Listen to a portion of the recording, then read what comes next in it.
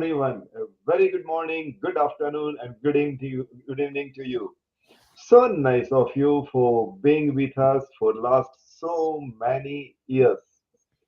We welcome all our listeners with one of the excellent personality that we have today on our stage is none other than David Swihart. As guests are always welcome and they should be first introduced, as I think.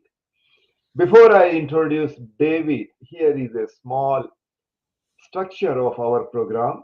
This is a half an hour session where which is divided into three main parts. The first would be the introduction session where we will be introducing ourselves.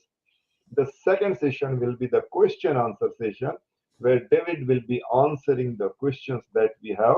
And the third will be the conclusion session, and that will be the rapid fire question where I request David to be precise and to the point and please try to give reply as short as possible, and then we will be finally concluding it.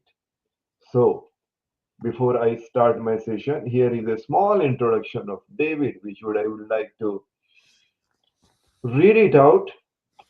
David Swihart has been speaking for over 25 long years. He is Maxwell Certified Leadership Team Executive, Program Director, a certified DISC behavioral analyst, a working geniuses certified facilitator, and an ordained pastor. David has a Master of Divinity degree, focus on preaching and speaking. What a personality, what a background you have, David. I am really proud of it. Thank you for coming.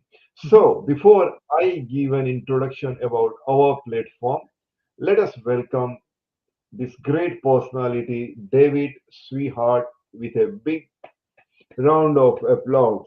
Thank you so much, David, for coming here. We welcome you. Thank you, David. Thank you, Dinesh. Glad to be with you Well, guys. here is a small introduction of our platform. Our GST platform has an extensive collection of about over 5,000 clips, thousands of TEDx speakers, and me as a personally have hosted more than 200 podcast programs across various platforms.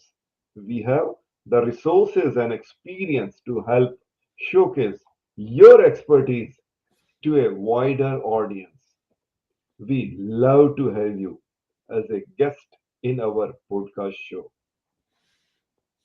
Once again, a very warm welcome to David. And here are few of the questions that I would love to ask you, David.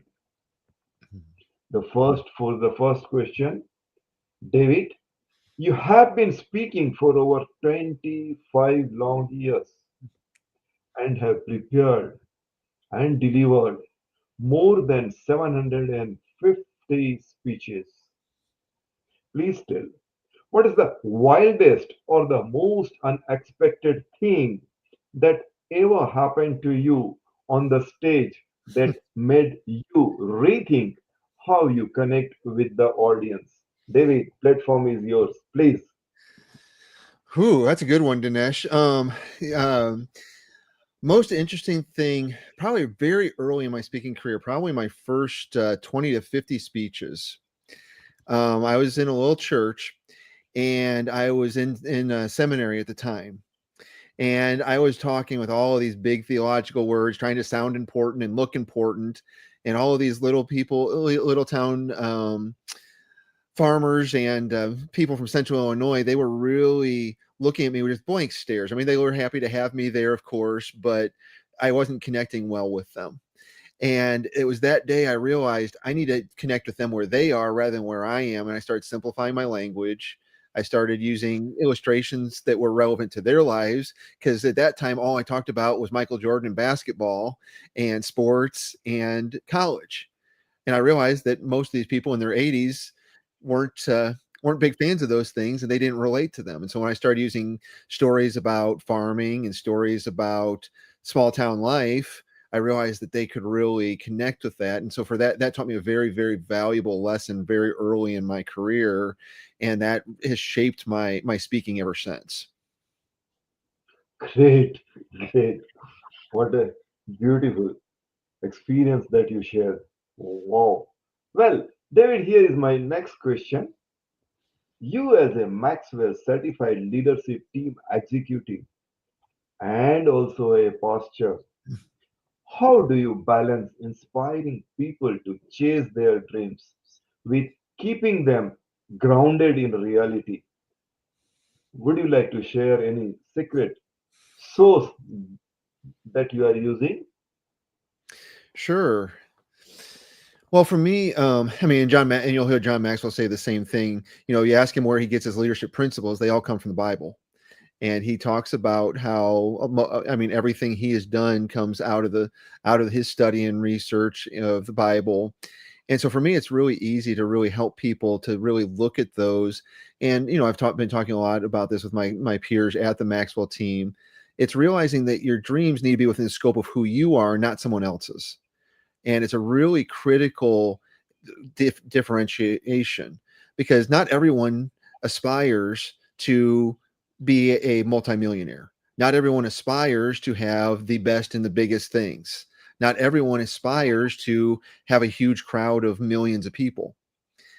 A lot of people aspire for a lot smaller goals, which is absolutely fine. There's nothing wrong with having a dream of having a good impact on your family or a good impact on your neighborhood or your workplace. And so I really try to keep people grounded in that fact, because yes, sometimes, we all know those people. There is that breakout experience. There's that breakout place where they get the opportunity to actually interact with or move into a bigger audience. But we can't take it for granted, the audience that's right in front of us within our own family, our community, our neighborhood. And we start where we start, and if things get bigger and expand, then that's great. But I always tell people, hold your big dreams in one hand, but hold the reality in the other, so that you can actually work on the things that are right in front of you. Because a lot of people, for the sake of their dreams, have missed everything in front of them, and they look back at their life and go, I wish I would have been more present for this group or that or my family. And so I always tell people, hold both, but make sure you don't miss the reality and then miss your dreams too. Great. Wow. Well, David, you literally pump courage and confidence in people. This is what I have come to know, that because of that, you are the one who help people to unleash their voice. Mhm. What's one quickly tip you would like to give to your clients to find their unique style that they might not expect from the leadership coach? What is the main difference between you and others? I always tell people, don't imitate someone else. And that might sound really weird, because I mean, there are some great speakers out there, and we could list them all out. I mean, the John Maxwell's, if you go old school, the Jim Rohns and Zig Ziglars, you go Tony Robbins, and some of these other guys are just amazing, incredible speakers. But when I get to a lot of speakers, what I find is they're trying to be like them. They're trying to talk like them. They're trying to act like them. They're trying to use their voice.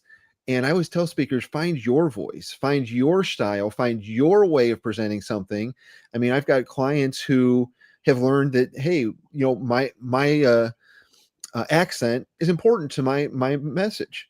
It's important to allow my accent there. Some people train accent out of people, or if you're from a certain area of the country where this is a practice, then introduce us to that practice. Use your voice. Don't try to be someone else's. Don't try to tell someone else's story if you can't tell your own. I mean, some stories are powerful and they're worth being shared, but share your own stories. Find your stories that have an impact for people, because that's where people connect with you. That's where you're your most authentic self. So when I'm talking to people about unleashing their voice, I want them to find that message and really to be able to hone that and express it in a style that is them. I don't want it to be, John Maxwell's John Maxwell. He will always be John Maxwell. He's a great communicator. He does what he does. Most of us will never be able to communicate just like John Maxwell, because we're not John Maxwell. And we could put any other person, any other famous speaker in that blank, and most of us are never going to be that person. Now, we can practice and we can practice, but you're always going to be Dinesh and I'm always going to be David. So Correct. my voice is not going to ever be John Maxwell's. Even if I have some similar stylistic points to his, it's not going to be the same. Wow. Well, well, David, I've come to know that you have dared to conduct an experiment, and that is one of the dangerous experiment that you have conducted. And that is, here it is, that you are running next step coaching with none other than your wife, the supreme power, Liz. Mm-hmm. And that sounds like a power duo move. It's really a very daring step that you have taken. Please tell, what's the funniest or the most challenging part of mixing marriage and business? And how Sure. do you keep these two spark alive in both? No, that's a great question, Dinesh. No, well, Liz and I have always been a great partnership, and she supported me through the years when I was very, very low in self-esteem in my speaking. She'll tell you stories about every time I got done speaking, whether it was at church or wherever it was, she'd be the first one that I'd drill. When I got in the car, it was always, "How'd I do today? How'd I do today?"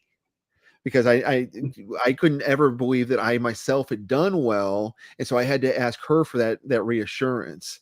And as I've grown as a speaker, as I've been growing in my self-esteem, as I've become more and more confident, I don't need that assurance from her anymore. But when we started the business, I said to her, I really want you to be part of this, because I want her to be learning some of the same things I'm learning. I want her to develop her speaking and her coaching ability so that she's able to really invest in some of our clients as well. And so she has a couple of her own clients that are within the scope of our business. And then we're working on ways that she can start speaking a little bit as well. And it gives us the ability to really to continue to work together. And when we're working on the same things, it gives us things to talk about. And it helps us to work on the same page. And so, we do a lot of business lunches together where we sit down and have a meal together and talk through different business ideas. She ends up doing a lot of my graphic work and my workbooks and things. It's not, and it just gives us the roles. And we've done the same thing with our kids. My kids are one's a teenager now, and one's just turned 21. And my daughter does my bookkeeping, my son does a lot of my video work, and we've just helped them learn those skills and help them see, get them the behind the scenes of the business, so that we're in this together. Because a lot of business people, they run it by themselves and they don't ever bring their family in, and so their family is always wondering, well, where is he? What's he doing?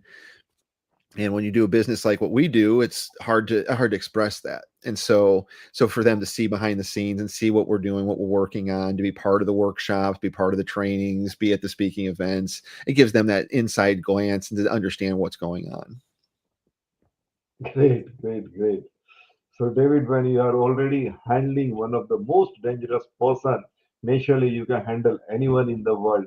And perhaps that is the reason that you have worked with youth, elders, corporate people, business people, even the elders, everyone.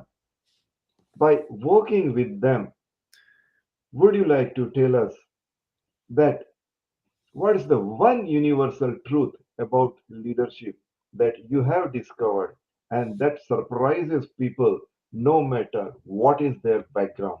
What is that, David? And I mean, this would be an answer that would really come out of the DNA of the Maxwell team, but it's that every single person has value and needs to be valued. And when you look at people as people and not as a celebrity or an impoverished person or as a, you know, this, that, or the other, whatever blanks you'd want to fill in there, you work with them differently. And I mean, I've worked with everything from inner city youth to the homeless, in addition to working with high level business people and very wealthy people. And the thing is every single one of those individuals loves to be treated like a human being. Every single one of them deserves to be treated like a human being. And you know, I took a some sort of a personality test a couple years ago, and I came out with no bias. I don't have a bias towards one person or one group over another because I just treat everybody like they're the same, like a person. Mhm. And that to me is one of the most critical things as a leader is we have to treat every single person we come in contact with, regardless of their background, regardless of what differences there may lie between us, as that common thread of we have a human being in front of us that deserves to be treated with respect, with honor, and with dignity. Oh, great. Well, David, here I am in Melbourne, Australia. I am working with the elderly people, and then I have found that the most difficult thing is to talk to them or even to convince them, even to lead them, because they are perhaps hard, very hard to crack. So, please tell, how do you handle the elderly people, especially? Mm-hmm. Well, one of the things I teach in my speaking courses and in my speaking coaching is finding common ground. And common ground is such a critical thing as a conversation starter, as a speech starter, because common ground is a place where we have a universal place that we can all start with. And you know, I always tell people you have to find something, and sometimes you have to go bigger and bigger and bigger, because being in Illinois, one of the things that bound us together through the 1990s was the Chicago Bulls and Michael Jordan. And so in Illinois, I can talk about Michael Jordan all day long, and everyone loves Michael Jordan. But if I go to Los Angeles, they don't want to hear about Michael Jordan. They want to hear about Magic Johnson, or they want to hear about Wilt Chamberlain, or they want to hear about another basketball great, because they don't want to talk about Michael Jordan because he beat them. Right. And so that's not good common ground out there. And so I have to change my tactic when I go to a different area. And so when I think about a group of that nature, it's figuring out, well, what do they value? What are they engaging with? I mean, if they're watching a sporting event, if they're into soccer or rugby or cricket or whatever other sport they might be in, that might be a place of common ground where you start talking about those things, building trust and rapport, and then you can start talking about other things. And to me, those are the things that we want to bring in and address so that we've got a way to really engage with them. And when you build the common ground, then they will allow you to talk to them. Then they allow you to Oh, lead them. And that's the really critical piece. And, you know, we could bring John Maxwell's 5 levels of leadership into that answer as well, because he says, you know, the first thing you've got is a position, and nobody respects a position. I'm the manager, therefore you have to listen to me. But when you move into those next levels where all of a sudden you move from permission or from position to permission, where someone says, I'll let you lead me. I trust you. I like who you are. great. That's when it starts to move into that place of, hey, I can work with these people. And to me, it all starts on that common ground. Right. So, with this, can you please recall or share one of the experience, funny experience, or any memorable experience that you had, especially when you were dealing with one of the elderly person? Mm-hmm. Hmm. Excuse me. um, well, I think working with the elderly, um, well, one of the things, okay, well, at both churches that I've been at in the last 20 years, they've had they've had a seniors group.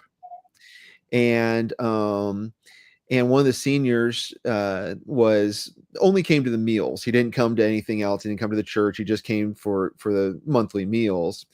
But he always had to sit in the passenger seat right next to me while I was driving the church van. And this guy, um, he decided after a while he didn't really like my driving, and he had to share with his wife that I needed to be more careful how I drove, but he couldn't give me specifics about what the problem was, and it turned out it was because he wasn't driving. He wanted to drive, but he didn't have the license to drive the church van. And so we end up kind of moving into some joking between the two of us about, well, you want to drive today? And he says, well, I want to drive. And I said, did you get your license yet? And he goes, no, I didn't get my license yet. I said, well, then you can't drive today. And then he kind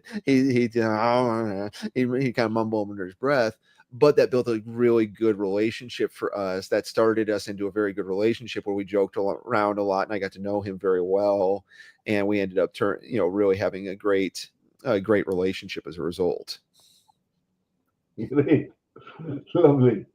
Well, David, one of the most important questions that I was thinking to ask you is, if you could go back and give 20-year-old David one piece of advice about living on purpose, please tell, what would it be, and how do you think it would change your path?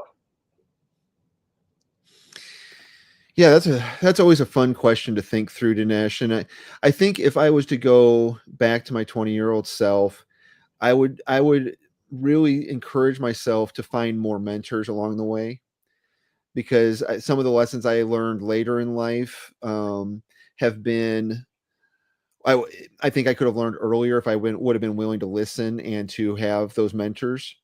And so for me, that I think would have been my number one thing I would have gone back and talked to myself about is, hey, tap into this individual who's in the area.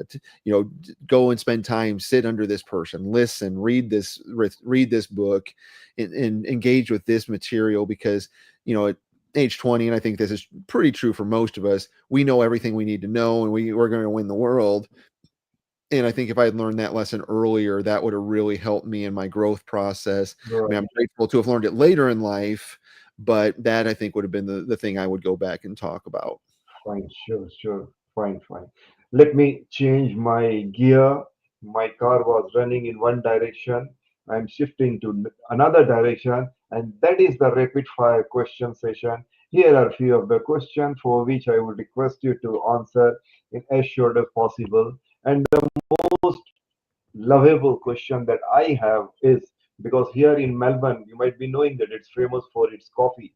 We are Melbourne is famous for not for one or two. There are 13 world famous coffee are available here. So people are crazy for the coffee, but still I would like to ask you, if given a choice, what you would like to have, coffee or tea? um, Usually I'm a tea guy, so I'm usually a tea person. Oh, great, great. Because basically I'm Indian and we Indian people always go for tea. Very right, very right, right. Well, David, what's your go-to hype song before a big keynote? Currently, my song is um, "Take It Back" by Taryn Wells is the name of it. Take it all back. It's a Christian artist, Hmm. and that's my current song right now. Would you like to sing it in a rhythm? I don't know if I could do that, but no. But the lyrics say something along the lines of, "Oh gosh, you see, you're at in the morning. I'm in the evening, so my brain's just working." But it says something along the lines of, it talks about the fact that Satan's taken too much ground, and we're not going to give it back. We're not going to let him take any more. We're going to take back the ground that Satan's taken. Is the basic message of it. Okay, So that's okay. that's my Here's my next question. That if you could have any superpower to make leadership easier, what you would like to have? hmm superpower to make leadership easier. um I think it would be a better hearing because I want to make sure I listen Lovely, really well. lovely, lovely. I love that reply. Beautiful. And here is my next question, and that is a very, very, very, very, very personal question. Who speaks more louder, you or Liz? From a volume standpoint, Liz.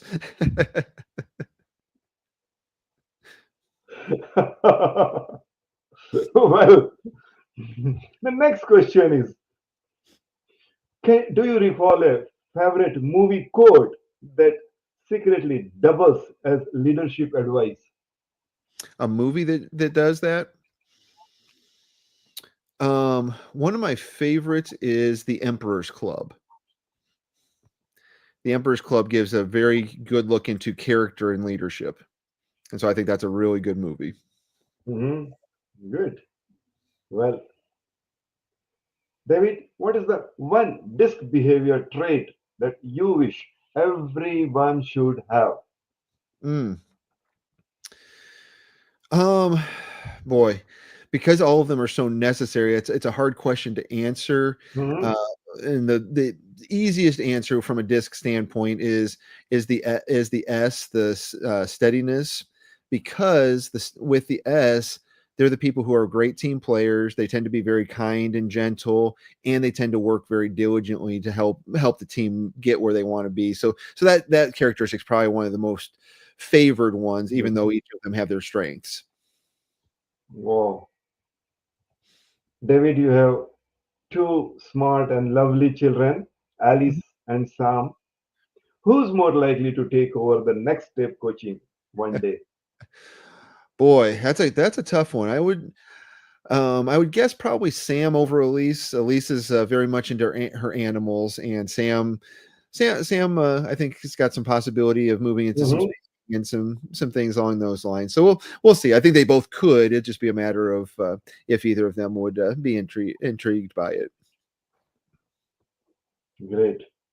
And David, if you weren't a speaker or a posture, what dream job would you chase? Hmm. Who? I would say for me, I mean, this really is my dream job, so that makes it hard to answer. Um, it would probably be some form of teaching or training. Hmm. I mean, I there's people who wanted me to be a professor at one point, so that'd probably be that secondary thing. If I wasn't speaking, it would be probably some form of professorship. Good, good, good. David, I have got so many other questions to ask, but the time did not allow me. It's already over. But Mm, well, on behalf of this GST platform, I'm very much thankful to you for spending your valuable time. Not only that, coming out with few of the replies that I'm sure those who are listening, those who will listen, mm. will definitely make a big impact in their life. With a very small request, I would like to end this session, and that is, if time permits, try to be our guest as and when we request you to be. That will be a big honor to us, and with the great supreme to the supreme power, we pray the Almighty God to give you all strength, power, wisdom, time, money, and everything, so that the work that you are doing, you keep on doing, and you will be helping to the mankind. So nice of you thanking. We say namaste. So I bow down to you, to your wisdom. So nice of you, David. Thank you so much. Thank you so much. See you My soon. Please. my pleasure, Dinesh. Thank you. Thank you.